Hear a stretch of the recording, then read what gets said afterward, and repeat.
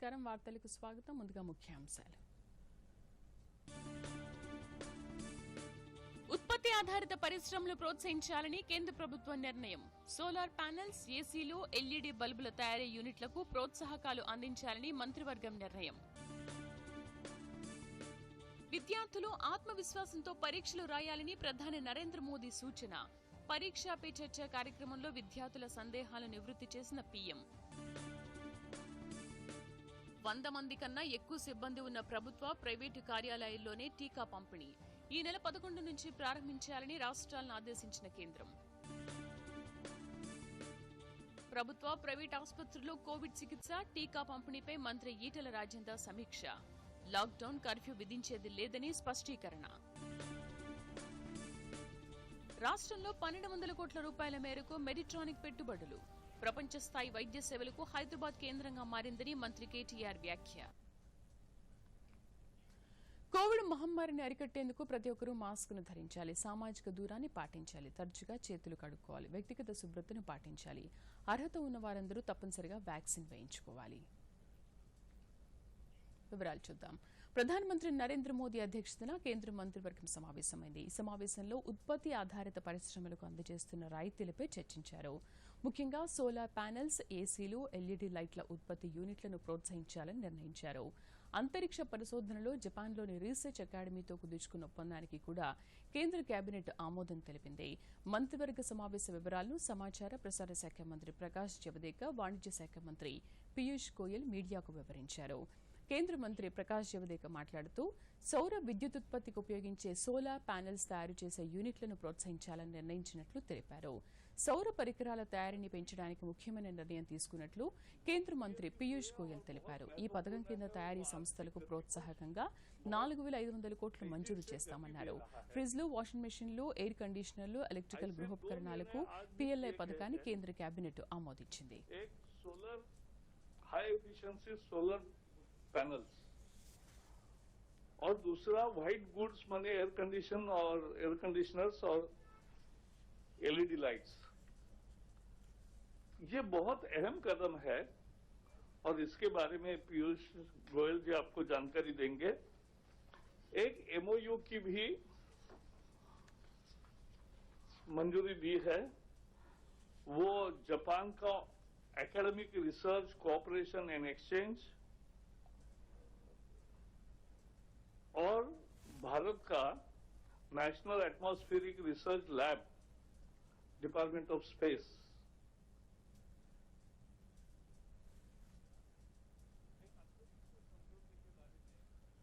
मंजूरी दी. ప్రధానమంత్రి నరేంద్ర మోదీ పరీక్షా పే చర్చ కార్యక్రమం ద్వారా విద్యార్థులతో మాట్లాడారు. కోవిడ్ నేపథ్యంలో ఏడాది ఈ కార్యక్రమాన్ని వర్చువల్ గా నిర్వహించారు. విద్యార్థులు అడిగిన ప్రశ్నలకు ప్రధాని వివరంగా సమాధానమిచ్చారు. ఒత్తిడిని అధిగమించడానికి సలహాలు, సూచనలు ఇచ్చారు. విద్యార్థులు అన్ని సబ్జెక్టులను అధ్యయనం చేయాలని, అప్పుడు ఒత్తిడిని అధిగమించవచ్చని తెలిపారు. ఆత్మవిశ్వాసంతో పరీక్షలను ఎదుర్కోవాలని సూచించారు. నమస్కారం మిత్రులారా, మీరంతా ఎలా ఉన్నారు?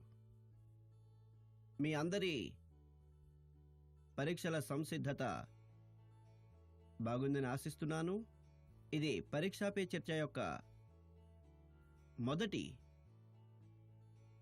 Virtual edition. మీకు తెలుసు, మనం గత ఏడాది కాలంగా కరోనా మధ్య జీవిస్తూ ఉన్నాం. దాని మూలంగా ప్రతి ఒక్కరూ కొత్త ఇన్నోవేషన్స్ చేయాల్సి వస్తోంది. నేను కూడా మిమ్మల్ని కలవాలనే కోరికని ఈసారి విరమించుకోవాల్సి వస్తోంది. ఇక నేను కూడా ఒక కొత్త ఫార్మాట్లో మీ మధ్యకు రావాల్సి వస్తోంది. ఇప్పుడు మనం మన మాటామంతి పరంపర ప్రారంభించబోతున్నాం. ఒక విషయం నేను ప్రారంభంలో తప్పక దేశ ప్రజలకు కూడా చెప్పాలనుకుంటున్నాను.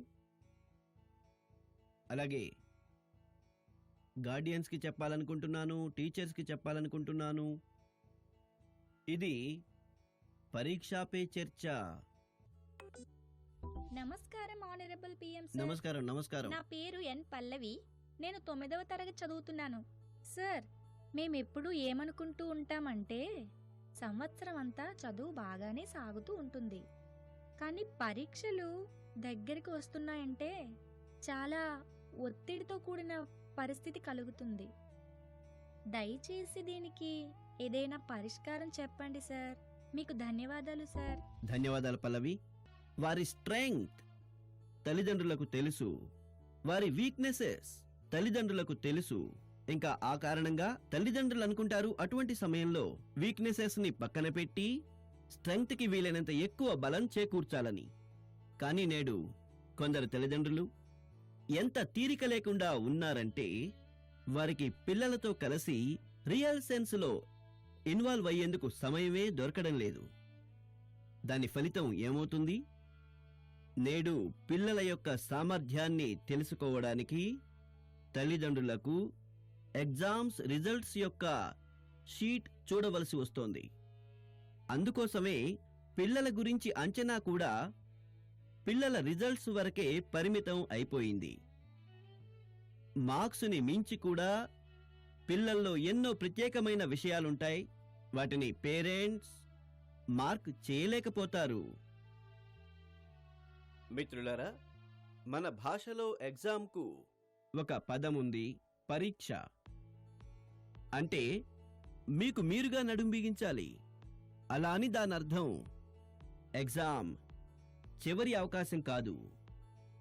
అసలు ఎగ్జామ్ అంటే ఒక రకంగా ఒక సుదీర్ఘ జీవన ప్రయాణానికి మనల్ని మనం సిద్ధం చేసుకోవడానికి ఒక ఉత్తమ అవకాశం, ఒక ఆపర్చునిటీ. సమస్య ఎప్పుడొస్తుందంటే మనం ఎగ్జామ్నే మన జీవితంలోని కలలకు అంతంగా భావించినప్పుడు, జీవన్మరణ సమస్యగా పరిగణించినప్పుడు.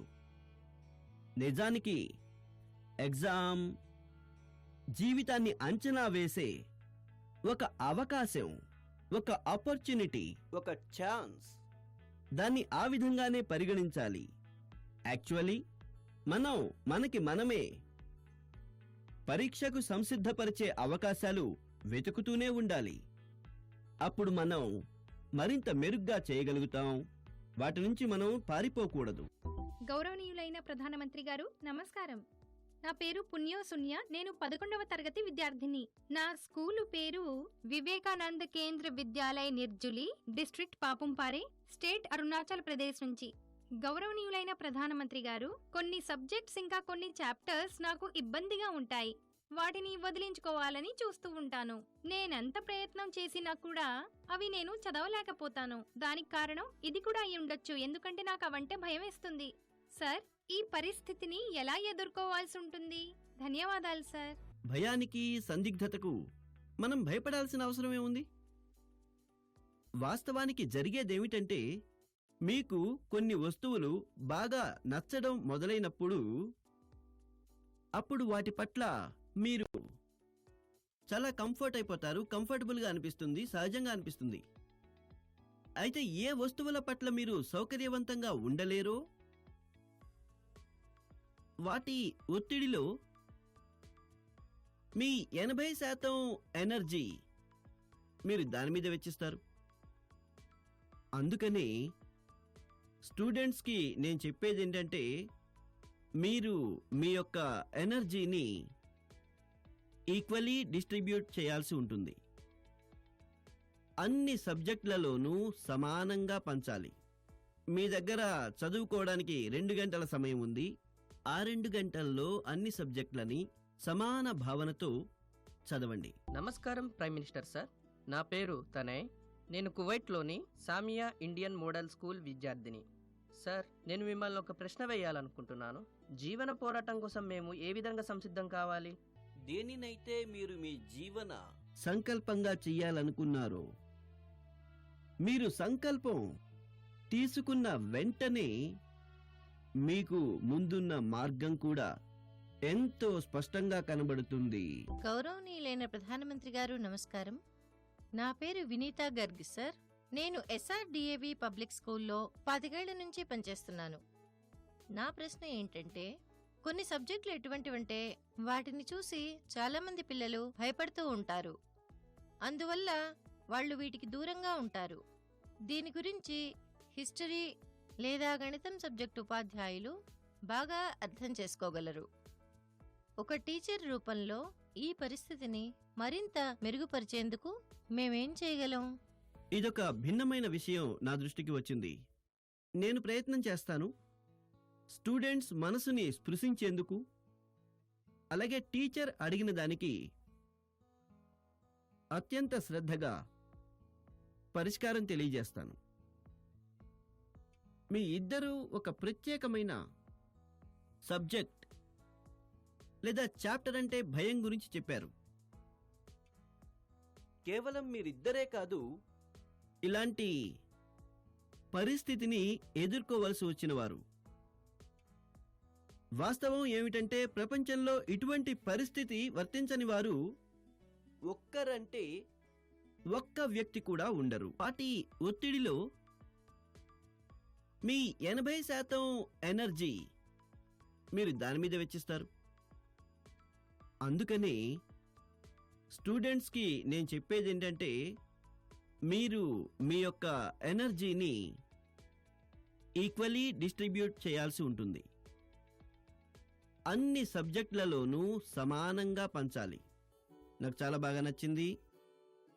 మీ అందరితోనూ వర్చువల్లీ కలిసే అవకాశం నాకు లభించింది. నేను మీ అందరికీ ధన్యవాదాలు తెలియజేసుకుంటున్నాను. నిజంగానే నాకు చాలా ఆనందం కలిగింది. మీ అందరితో మాట్లాడడం నా వరకు కూడా ఒక ఉత్సాహం కంటే తక్కువేం కాదు, ఆనందం కంటే తక్కువేమీ కాదండి. నాకు అనిపిస్తుంది మీ అందరికీ కూడా ఖచ్చితంగా అందులోంచి ఏదో ఒక విషయం ఉపయోగపడుతుంది. నేను చెప్పిన మార్గంలోనే పయనించడం అనేది తప్పనిసరి కాదు. ఆలోచించండి, మీ పద్ధతిలో ఆలోచించండి. మిత్రులారా, ఈరోజు నేను మిమ్మల్ని ఒక పెద్ద పరీక్ష కోసం సంసిద్ధపరచదలుచుకున్నాను. ఇదొక పెద్ద ఎగ్జామ్. ఇందులో మనం 100% మార్కులతో పాస్ అయి తీరాలి. వైరస్ కేసులు పెరుగుతున్న నేపథ్యంలో కేంద్ర ప్రభుత్వం మరో కీలక నిర్ణయం తీసుకుంది. ఈ నెల 11వ తేదీ నుంచి పని ప్రదేశాల్లోనే వ్యాక్సిన్ వేసేందుకు రాష్ట్రాలకు, కేంద్రపాలిత ప్రాంతాలకు అనుమతినిచ్చింది. ప్రభుత్వ, ప్రైవేటు కార్యాలయాల్లో ఈ వ్యాక్సినేషన్ ప్రక్రియ చేపట్టనున్నట్లు తెలిపింది. కనీసం 100 మంది టీకా వేయించుకునేందుకు సిద్ధంగా ఉంటే వ్యాక్సినేషన్ చేపట్టేలా ఏర్పాట్లు చేయాలని రాష్ట్రాలను ఆదేశించింది. వైరస్ ను అరికట్టాలనే లక్ష్యంతో టీకా పంపిణీ ప్రక్రియను వేగవంతం చేసింది. ఈ నెలలో అన్ని రోజులు టీకా పంపిణీ కొనసాగేలా ఇటీవల నిర్ణయం తీసుకున్న విషయం తెలిసిందే. అంతేకాకుండా ఏప్రిల్ 1 నుంచి 45 ఏళ్ల పైబడిన అందరికీ టీకా పంపిణీ ప్రక్రియను శరవేగంగా కొనసాగిస్తోంది. అర్హులైన ప్రతి ఒక్కరూ టీకా వేయించుకోవాలని విజ్ఞప్తి చేస్తోంది. పని ప్రదేశాల్లోనే ఈ నెల 11 నుంచి టీకా పంపిణీ కార్యక్రమాన్ని ప్రారంభించాలని కేంద్రం నిర్ణయించింది. అందుకు తగిన ఏర్పాట్లు చేయాలని రాష్ట్రాలు, కేంద్రపాలిత ప్రాంతాల ప్రభుత్వాలను ఆదేశించింది. రాష్ట్రంలో కరోనా కేసులు పెరుగుతున్నాయని, అయితే ఎక్కువ మందిలో వైరస్ లక్షణాలు కనిపించడం లేదని వైద్యారోగ్య శాఖ మంత్రి ఈటెల రాజేందర్ అన్నారు. ప్రస్తుతం గ్రామాల్లోని పీహెచ్సీల వరకు ర్యాపిడ్ టెస్టులు అందుబాటులో ఉన్నందున ఫలితం వెంటనే తెలిసిపోతుందని చెప్పారు. కోవిడ్ పాజిటివ్ నిర్ధారణ అయిన తర్వాత బాధితులకు లక్షణాలు లేకపోతే వెంటనే కరోనా కిట్ ఇచ్చి వారిని హోమ్ ఐసోలేషన్ కు పంపడం, లక్షణాలు ఉంటే ఆసుపత్రులకు పంపిస్తున్నామని తెలిపారు. రిపోర్ట్ వెంటనే రావడంతో కాంటాక్ట్ ట్రేసింగ్ సులభమవుతోందని ఈటెల తెలిపారు. రాష్ట్రంలో లాక్డౌన్, కర్ఫ్యూలు విధించే పరిస్థితులు లేవని ఈటెల స్పష్టం చేశారు. రాష్ట్రంలో వ్యాక్సినేషన్ ప్రక్రియను సమర్థంగా నిర్వహిస్తున్నామని చెప్పారు. వ్యాక్సినేషన్ ప్రక్రియను కొనసాగిస్తూనే టెస్టుల సంఖ్యను పెంచేందుకు ప్రణాళిక రూపొందించినట్లు తెలిపారు. 24 గంటలు ప్రజలకు సేవలు అందించేందుకు చర్యలు తీసుకుంటున్నామని తెలిపారు. రాష్ట్రంలోని అన్ని ప్రభుత్వ ఆసుపత్రుల్లో అన్ని ఏర్పాట్లతో సర్వసన్నద్ధంగా ఉన్నామని చెప్పారు. కాస్మోపాలిటన్ నగరం కాబట్టి మహారాష్ట్రలో ఉన్నటువంటి అనేక జిల్లాల ప్రజలకి, ఇతర రాష్ట్రాల్లో ఉన్నటువంటి మనకు ఆనుకొని ఉన్న జిల్లాల ప్రజలకి హైదరాబాద్ నిత్యం లక్షల సంఖ్యలో వచ్చిపోయేటువంటి ఆస్కారం ఉంటుంది కాబట్టి ఇక్కడ హైదరాబాద్లో కూడా కొంత కరోనా కేసులు పెరుగుతున్నాయి. ఒక అదృష్టం ఏంటంటే ఈ కేసులు పెరుగుతున్నప్పటికీ కూడా ఎక్కువ మంది ఏసిమ్టమాటిక్గా ఉంటున్నారు. ఇంతకుముందు 85% ఏసిమ్టమాటిక్గా ఉంటే వాళ్ళు 90-95% వరకు కూడా ఏసిమ్టమాటిక్గా ఉంటున్నారు. ఎలాంటి లక్షణాలు లేకుండానే మనకు పాజిటివ్గా డిక్లేర్ అవుతా ఉన్నారు. రెండో అతి ముఖ్యమైనది ఏంటంటే గతంలో ఆర్టీపీసీఆర్ టెస్ట్ చేయాలంటే 48 అవర్స్, 72 అవర్స్, ఒక్కోసారి 1 వీక్ వరకు కూడా రిపోర్ట్ రాకపోయింది. కానీ ఇక్కడ తెలంగాణ వ్యాప్తంగా పిహెచ్సి స్థాయి వరకు కూడా మనకు ర్యాపిడ్ టెస్ట్లు అందుబాటులో ఉన్నాయి కాబట్టి టెస్టులు అందుబాటులో ఉన్నాయి కాబట్టి వెంటనే తేలిపోతా ఉంది పాజిటివా నెగిటివా.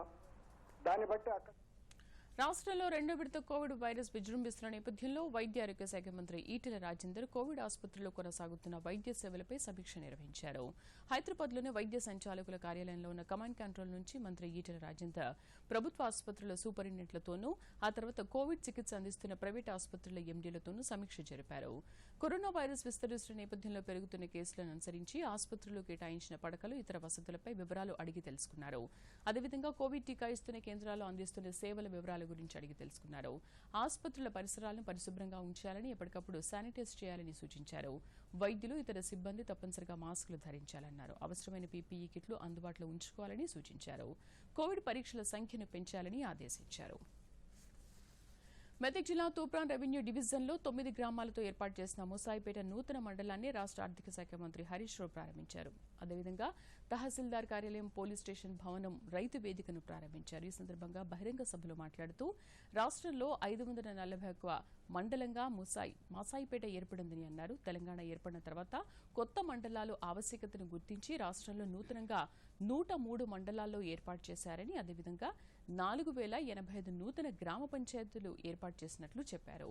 సభల్లో పాల్గొన్న మెదక్ ఎంపీ కొత్త ప్రభాకర్ రెడ్డి మాట్లాడుతూ మాసాయిపేట మండలం కావాలన్న స్థానికుల ఆకాంక్షను ముఖ్యమంత్రి కేసీఆర్ గుర్తించి ప్రకటించడం జరిగిందని, మాసాయిపేట సమగ్ర అభివృద్ధి చెందుతుందని ఆయన తెలిపారు. 103 కొత్త మండలాలను మన కేసీఆర్ గారు ఏర్పాటు చేసినారు.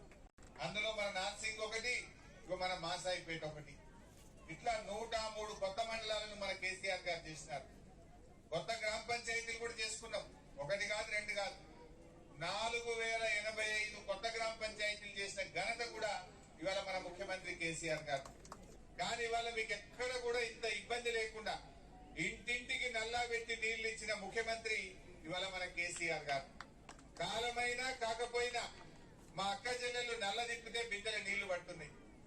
ఇవాళ ఊరూరికి నర్సరీ పెట్టినాం, ఊరూరికి శ్మశాన వాటిక పెట్టుకున్నాం, ఊరూరికి డంప్ యార్డ్ కట్టుకున్నాం, ఇంటింటికి చెత్త బుట్టలు ఇచ్చినాం.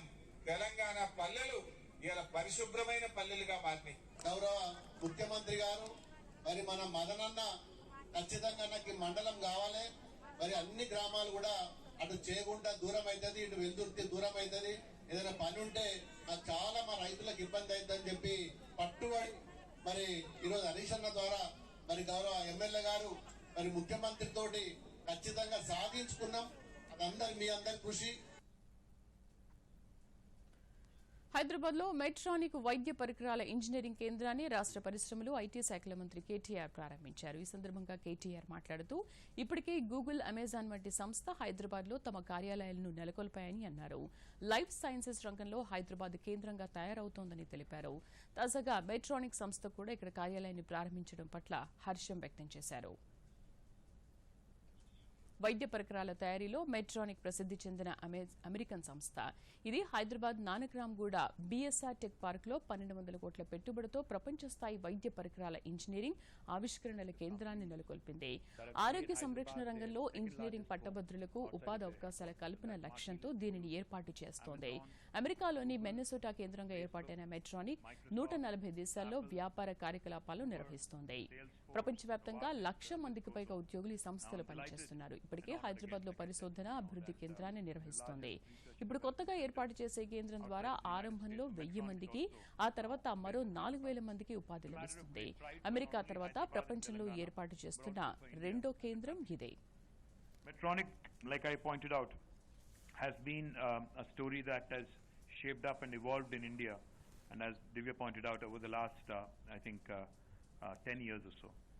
Now, when we had made the announcement in August 2020, the announcement was with respect to investment of about $160 million into this new facility and employing more than 1,000 professionals over the next 5 years. I had the pleasure of announcing this investment last year, even in the midst of pandemic, and I'm honored that, within a short span of 11 months, you guys have in fact stuck to the goal, stuck to, the vision of your leadership team. మహిళా రైతులను ప్రోత్సహించేందుకు రాష్ట్ర ప్రభుత్వం అనేక కార్యక్రమాలు చేపట్టిందని, వారిని ఆర్థికంగా ఆదుకుంటున్నామని రాష్ట్ర పంచాయతీరాజ్ శాఖ మంత్రి ఎర్రబెల్లి దయాకర్ రావు అన్నారు. వరంగల్ రూరల్ జిల్లా రాయపర్తి మండలంలోని సిర్ప్ ఆధ్వర్యంలో నిర్వహిస్తున్న మామిడికాయలు కొనుగోలు కేంద్రాన్ని మంత్రి ఎర్రబెల్లి దయాకర్ రావు ప్రారంభించారు. ఈ సందర్భంగా ఎర్రబెల్లి దయాకర్ రావు మాట్లాడుతూ, దేశంలో ఏ రాష్ట్రంలో లేని విధంగా రైతు సంక్షేమం కోసం అనేక కార్యక్రమాలు చేపట్టామని అన్నారు. మహిళలు ఆర్థికంగా ఎదగడానికి ధాన్యం కొనుగోలు కేంద్రాలు, మక్కాల కొనుగోలు కేంద్రాలని, మామిడి కొనుగోలు కేంద్రాలని ఏర్పాటు చేస్తున్నామన్నారు. పెద్ద పెద్ద కంపెనీలు, వ్యాపారస్తు కంపెనీలతోటి మేము మీకు మధ్యవర్తిగా ఉండి మేము కొనిచ్చే ఏర్పాటు చేస్తున్నాం. అయితే ఆ లాభం అంతా కూడా దళాలకు పోకుండా డైరెక్ట్ రైతుకు వచ్చినట్టే ఏర్పాటు చేయటం కూడా జరుగుతున్నది. ఎందుకంటే వాస్తవంగా నాకు తెలుసు, మనకు 10 రూపాయలకు అమ్మితే 100 రూపాయలకు అమ్ముతాడు వాడు మధ్య దళారు. మనం ఇంత కష్టపడి పండించిందంతా కూడా మధ్య దళారికి పోతుంది. అట్లా పోకుండా డైరెక్ట్ లాభం ద్వారా మీరు కొని ఆ రైతులకు డైరెక్ట్ కంపెనీ ద్వారా కొంటే ఆ లాభం ఆ మహిళా రైతులకే వస్తాయి కదా అని ముఖ్యమంత్రి గారు ఆలోచనతోటి ఈ నిర్ణయం తీసుకోవడం జరిగిందని కూడా ఈ సందర్భంగా తెలియదు. రాష్ట్రంలో 2 కార్పొరేషన్లు, 7 మున్సిపాలిటీల ఎన్నికలకు ఏర్పాట్లు ప్రారంభమయ్యాయి. రాష్ట్ర ఎన్నికల కమిషనర్ పార్థసారథి ఆయా జిల్లా కలెక్టర్లు, ఎస్పీలతో వీడియో కాన్ఫరెన్స్ ద్వారా ఎన్నికల ఏర్పాట్లపై సమీక్ష నిర్వహించారు. వరంగల్, ఖమ్మం మున్సిపల్ కార్పొరేషన్లు, నాగర్ కర్నూలు జిల్లాలోని అచ్చంపేట మున్సిపాలిటీల పాలక మండళ్ల కాలపరిమితి గత మార్చి 14తో ముగిసింది. సిద్దిపేట మున్సిపాలిటీ పాలక మండలి కాలపరిమితి ఈ నెల 15తో ముగుస్తుంది. నల్గొండ జిల్లాలోని నఖిరేకల్, మహబూబ్ నగర్ జిల్లాలోని జడ్చర్ల, రంగారెడ్డి జిల్లాలోని కొత్తూరు పంచాయతీలను మున్సిపాలిటీలుగా మార్చారు. రాష్ట్ర మున్సిపల్ చట్టం ప్రకారం ఈ కొత్త మున్సిపాలిటీలకు 3 నెలల్లోగా ఎన్నికలు నిర్వహించాల్సి ఉంది. ఈ నేపథ్యంలో ఎన్నికల కమిషనర్ పార్థసారథి ఆయా జిల్లాల అధికారులతో ఎన్నికల ఏర్పాట్లు, ఓటర్ల జాబితా సవరణ, పోలింగ్ కేంద్రాల గుర్తింపు తదితర అంశాలపై సమీక్ష జరిపారు. కరోనా మహమ్మారి మళ్లీ పంజాబ్ విసురుతున్న నేపథ్యంలో ప్రధానమంత్రి నరేంద్ర మోదీ మరోసారి రాష్ట్రాల ముఖ్యమంత్రులతో సమావేశమవుతున్నారు. వీడియో కాన్ఫరెన్స్ ద్వారా ప్రధాని నరేంద్ర మోదీ రేపు సీఎంలతో భేటీ అవుతారు. కోవిడ్ తాజా పరిస్థితులు, వ్యాక్సినేషన్ సంబంధిత అంశాలపై చర్చించనున్నట్లు పీఎంఓ వర్గాలు తెలిపాయి. కరోనా పరిస్థితులపై మోదీ సీఎంలతో సమావేశం నిర్వహిస్తుండడం ఈ ఏడాదిలో ఇది 3వసారి.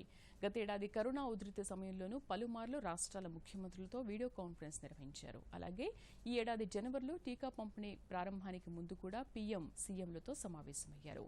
ఆ తర్వాత మార్చి 15 కూడా ముఖ్యమంత్రులతో సమీక్ష నిర్వహించిన మోదీ వ్యాక్సినేషన్ ప్రక్రియను మరింత వేగవంతం చేయాలని సూచించారు. టెస్టింగ్, ట్రేసింగ్, ట్రీట్మెంట్, కోవిడ్ జాగ్రత్తలు, నిబంధనలను పాటించడం, వ్యాక్సినేషన్ ఈ పంచముఖ వ్యూహాన్ని అత్యంత నిబద్ధతతో కట్టుదిట్టంగా అమలు చేస్తేనే వైరస్ను నియంత్రించవచ్చని అన్నారు. దేశ ప్రజలందరూ కోవిడ్ నిబంధనలను ఖచ్చితంగా పాటించాలని ప్రధాని నరేంద్ర మోదీ విజ్ఞప్తి చేశారు. వైరస్ ఉధృతి తీవ్రమవుతున్న తరుణంలో ప్రపంచ ఆరోగ్య దినోత్సవం సందర్భంగా పీఎం ట్వీట్ చేశారు. నేడు ప్రపంచ ఆరోగ్య దినోత్సవం. ప్రజలంతా ఆరోగ్యంగా జీవించడానికి అహర్నిశలు సేవలందిస్తోన్న వారికి కృతజ్ఞతలు చెప్పుకునే సందర్భం. అలాగే ఆరోగ్య సంరక్షణ, పరిశోధనలో తోడ్పాటు అందిస్తూ మన నిబద్ధతను చాటుకునే రోజు. తప్పనిసరిగా మాస్క్ ధరిస్తూ, క్రమం తప్పకుండా చేతులు కడుక్కోవడం, కోవిడ్ నిబంధనలను అనుసరిస్తూ కోవిడ్-19 పోరాటంపై దృష్టి పెడదాం అని ప్రధాని వరుస ట్వీట్లు చేశారు. రోగ నిరోధకతను పెంచుకునేలా, ఆరోగ్యంగా జీవించేలా జీవనశైలిని మార్చుకోవాలని ప్రజలకు సూచించారు.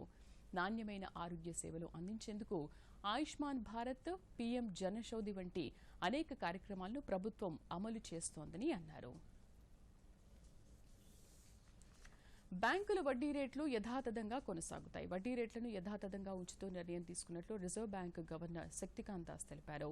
తాజా నిర్ణయంతో రెపో రేటు 4% వద్ద, రివర్స్ రెపో రేటు 3.5% వద్ద కొనసాగుతాయి. ప్రస్తుత ఆర్థిక సంవత్సరంలో రేట్లను యథాతథంగా ఉంచేందుకు ద్రవ్య విధాన నిర్ణయ కమిటీ ఏకగ్రీవంగా నిర్ణయం తీసుకుందని శక్తికాంత దాస్ తెలిపారు.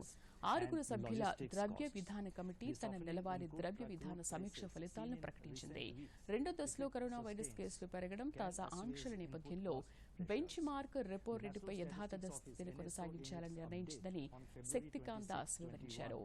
2వ దశలో విజృంభిస్తున్న కోవిడ్ మహమ్మారి ఆర్థిక వృద్ధి, రికవరీపై అనిశ్చితిని సృష్టించిందని గవర్నర్ చెప్పారు. అలాగే 2021-22 ఆర్థిక సంవత్సరానికి జీడీపీ వృద్ధిని 10.5%గా, సిపిఐ ద్రవ్యోల్బణం 5.1%గాను అంచనా వేసిందన్నారు.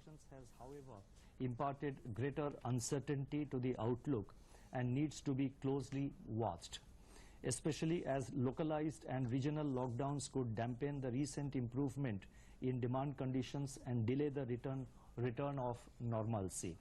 Against this backdrop, the MPC judged that the monetary policy should remain accommodative to support and nurture the recovery. In other words, the stance of monetary policy will remain accommodative till the prospects of sustained recovery are well secured, while closely monitoring. COVID-19 సంక్షోభాన్ని ఎదుర్కోవడానికి అంతర్జాతీయ సమాజ సహకారం తీసుకున్నామని కేంద్ర ఆరోగ్య కుటుంబ సంక్షేమ శాఖ మంత్రి డాక్టర్ హర్షవర్ధన్ తెలిపారు. కోవిడ్ వైరస్ను నియంత్రణ, టీకాపై పరిశోధనలో ఇతర దేశాలు సహకరించాయని తెలిపారు. భారత్లో తయారైన టీకాలను 80 దేశాలకు పంపిణీ చేశామన్నారు. వసుదైక కుటుంబకం స్ఫూర్తితో అన్ని దేశాలకు టీకా పంపిణీ చేశామని చెప్పారు. Community to respond to this pandemic. The COVID-19 vaccines being made in India are being shared with over 80 countries through our Vaccine Maitri initiative, a key step towards addressing inequities in vaccine distribution across the world. India's ancient philosophy of Vasudhaiv Kutumbakam exalts the entire world as one family. We have always believed in it and our actions reflect the same. India launched its flagship Ayushman Bharat program on these lines, which has two components. The first endeavors establishment of 1,50,000 health and wellness centers to deliver comprehensive primary health care, while also focusing on health promotion, disease prevention, and multi-sectoral actions for social development in which citizens are active participants. The second component is the Pradhan Mantri Jan Arogya Yojana, which provides cashless cover of rupees 5 lakh per family per year for secondary and tertiary care. దేశవ్యాప్తంగా రోజురోజుకు positive కేసుల సంఖ్య పెరుగుతోంది. దేశవ్యాప్తంగా కొత్తగా 1,15,736 Covid positive కేసులు నమోదయ్యాయి. Virus బారిన పడి ఒకే రోజు 630 మంది చనిపోయారు. తాజాగా నమోదైన కేసులతో మొత్తం కేసుల సంఖ్య 1,28,00,000 దాటింది. కొత్తగా 59,856 మంది వైరస్ నుంచి కోలుకుని డిశ్చార్జ్ అయ్యారు. ప్రస్తుతం దేశంలో 8,43,473 యాక్టివ్ కేసులున్నాయని ఆరోగ్య శాఖ తెలిపింది. మరోవైపు టీకా డ్రైవ్ ముమ్మరంగా సాగుతోంది. ఇప్పటివరకు 8,70,77,474 మందికి టీకా వేశారు. మరోవైపు రాష్ట్రంలో కొత్తగా 1,914 పాజిటివ్ కేసులు నమోదయ్యాయి. మహమ్మారి బారి నుంచి 285 మంది బాధితులు కోలుకున్నారు. దీంతో మొత్తం కేసుల సంఖ్య 3,16,649కి చేరాయి. రాష్ట్రంలో 11,617 కేసులు యాక్టివ్గా ఉన్నాయి. వీరిలో 6,634 మంది హోమ్ ఐసోలేషన్లో ఉన్నారని రాష్ట్ర వైద్య ఆరోగ్య శాఖ ప్రకటించింది. ఆదిలాబాద్ జిల్లాలోని ఓ మారుమూల గ్రామం కేంద్ర ప్రభుత్వ అవార్డు ద్వారా దేశం దృష్టిని ఆకర్షిస్తోంది. పరిసరాల స్వచ్ఛతకు పాటుపడడంతో పాటు ప్రభుత్వ పథకాలు సద్వినియోగం చేసుకుంటూ ఆ గ్రామం ప్రగతికి పట్టం కడుతోంది. మహాత్మా గాంధీ కలలు కన్న గ్రామ స్వరాజ్యానికి అద్దం పడుతూ దీన్ దయాళ్ ఉపాధ్యాయ పంచాయతీ సశక్తి కిరణ్ అవార్డు సాధించిన రుయ్యాడి గ్రామంపై దూరదర్శన్ ప్రత్యేక కథనం. దేశవ్యాప్తంగా నిర్వహించిన పోటీలో పారిశుద్ధ విభాగంలో ఈ గ్రామం అవార్డు దక్కించుకుంది. గతంలో రుయ్యాడి పంచాయతీకి ఈ పంచాయతీ పురస్కారం దక్కింది. తాజాగా మరోసారి జాతీయ అవార్డు దక్కడంతో పాలక వర్గాన్ని అధికారులు, ప్రజాప్రతినిధులు అభినందనలతో ముంచెత్తారు. రుయ్యాడి గ్రామంలో 457 కుటుంబాలు, 1873 జనాభా ఉంది. గ్రామంలో చేపడుతున్న పనుల్లో కేంద్ర బృందం 31 అంశాలను పరిగణలోకి తీసుకుంది.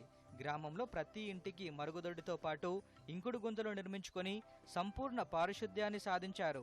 ప్రతిరోజు రహదారులు, మురుగు కాలువలు శుభ్రం చేయడం, చెత్త రిక్షలతో ఇంటింటా తిరుగుతూ తడి పొడి చెత్త సేకరణ, డంపింగ్ యార్డులో సేంద్రియ ఎరువుల తయారీ, హరితాహార మొక్కల పెంపకం తదితర కార్యక్రమాలు చేపడుతున్నారు.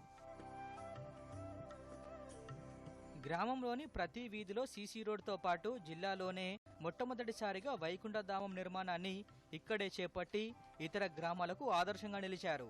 ప్రతి ఇంటికి నల్లా కనెక్షన్ ద్వారా మిషన్ భగీరథ శుద్ధ జలం సరఫరా చేస్తున్నారు. పంచాయతీకి సంబంధించిన లావాదేవీలు ఆన్లైన్లో పారదర్శకంగా నిర్వహిస్తున్నారు. వార్డుకొకరు చొప్పున 8 మంది స్వచ్ఛత పర్యవేక్షణ బాధ్యతలను అప్పగించడం విశేషం. తమ గ్రామానికి జాతీయ స్థాయిలో గుర్తింపు రావడం పట్ల సర్పంచ్తో పాటు గ్రామస్తులు సంతోషం వ్యక్తం చేస్తున్నారు. హైదరాబాద్ జిల్లా తలమడుగు మండల్ రుయ్యాడి గ్రామంలో గ్రామానికి దీన్ దయాళ్ ఉపాధ్యాయ అవార్డు రావడం, జాతీయ అవార్డు రావడం మా గ్రామస్తులందరికీ ఎంతో సంతోషకరంగా ఉంది. మరి ఈ అవార్డు రావడానికి మరి ముఖ్య ఉద్దేశము మరి మా గ్రామంలో 100% టాయిలెట్స్ ఉన్నాయి. రోజు చెత్త సేకరించడం, దాన్ని వర్మి కంపోస్ట్ తయారు చేయడం, భగీరథ నీళ్లు అందరికీ ఇంటింటికి నల్లాలు ఉన్నాయి. ప్రతి విషయంలో సర్పంచ్ గారు కానీ, వార్డు మెంబర్ కానీ, గ్రామ పెద్దలు కానీ అందరూ సహకారంతో ఇది జరిగింది. గ్రామస్తుల సహకారం, వార్డు మెంబర్లు, మా సిబ్బంది మొత్తం కంప్లీట్.